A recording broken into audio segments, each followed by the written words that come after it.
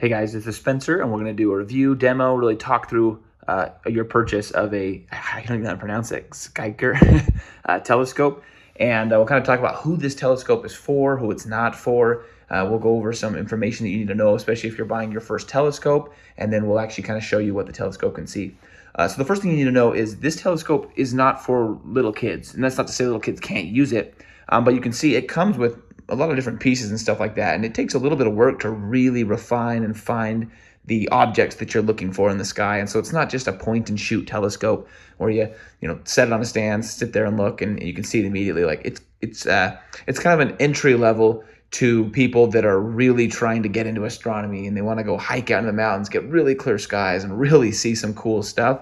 This is kind of the entry level version of that. Now, if you do know a little bit more about what you're talking about, a lot of this information is not available online, but you can see right here, you can pause here and just look. This is all the information you would need to know if you know what you're looking at. So right there, basically everything you can know. As far as what it comes with, some really cool stuff actually, and I really like this telescope, and I'll talk about why. But it's got a lot of pieces that basically help magnify and help you see things brighter and clear.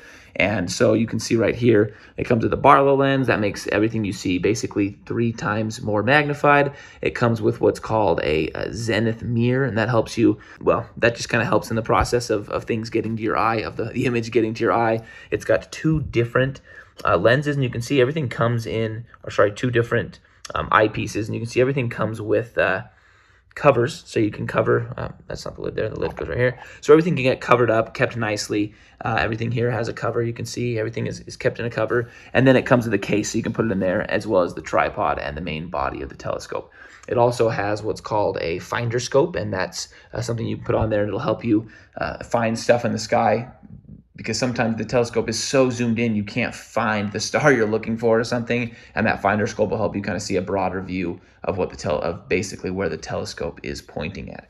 So it's got a lot of stuff. It only takes about 5 to 7 minutes to set up. We'll set it up here, and then we'll kind of talk through a few more pieces. But like I said, this is a great entry-level telescope, not necessarily for your 6-year-old to kind of stick in their window and point out and look at things every once in a while. But what I think really sets this one apart from some of the other ones that we've purchased and have online is this stuff right here. And this is what is going to make it, and I'll kind of show you the picture real quick before we set it up. This is what is going to make it so that you can use your smartphone and get pictures, which is what we really want to do when we see cool things like this, right? We want to be able to take a picture of it. And so it's got accessories that you can use, and then you can have a remote shutter here, and you can set it up so that you can take pictures of what you're seeing, which is awesome. So that's probably my favorite feature of this. All right, so overall setup took me about 5 to 7 minutes. You can see everything kind of cinches into place with these little screws right here. I've got everything in. I'm using the best magnification I can right now. We're gonna go outside and look in just a minute. But I'll just kind of talk about real quick how the phone thing works. And so you can see right here, this is the phone, and it essentially just grabs around the back of the phone, and then you can see it's got a rotator, and so it rotates like this. Okay, and so you can put any lens, you can put this black part on any lens you want, and then you just rotate it in front of your camera, and then you'll go like this, and you'll slip that in instead of the current one. And we'll show you exactly how some pictures look and stuff in a minute, but that's how you would go about using your phone with the telescope and seeing it in your phone. All right, so it's the middle of the day. We'll kind of talk about how it works at night in a minute, and just note that the telescope is made for night, so it kind of gets a little oversaturated with light during the day.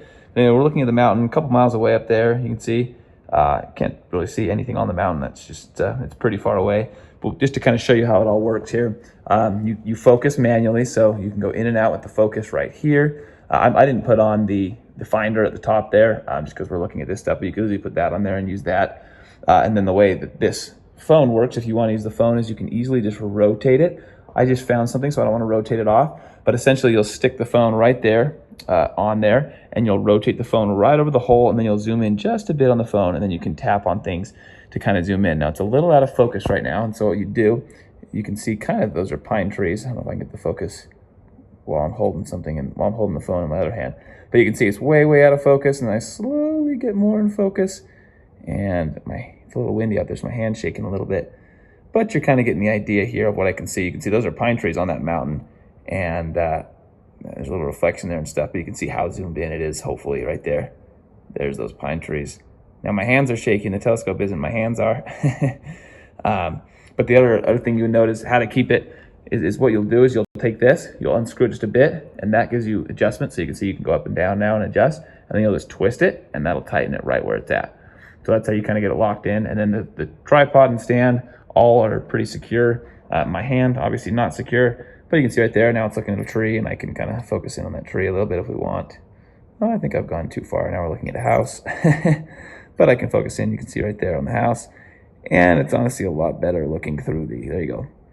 Honestly, it's a lot better looking through the actual lens, but pretty cool that you can set your phone up, and if you have the right kind of phone or device, you can set it up to do, to leave the shutter open for a long time. You can capture all kinds of things. Now as far as what you can see at night, I went through like all the reviews because I've never been able to pull it off looking at Saturn. People have said they can see Saturn's rings, but they're very small. So you really have to go out on a clear night.